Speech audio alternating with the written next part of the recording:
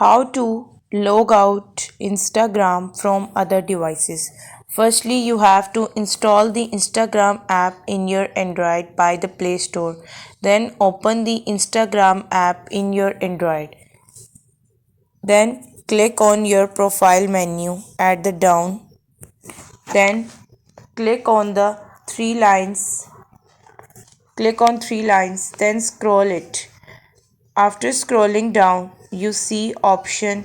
Before this, you make sure to watch the complete video and follow each step carefully and avoid forgetting anything and making the mistakes. Now scroll it down and you see the option of logout.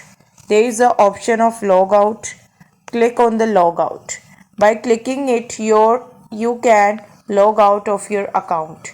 So that was all. I hope that you can understand it clearly and you can do it on your Android as well as your iPhone. I hope that you have found value in this video.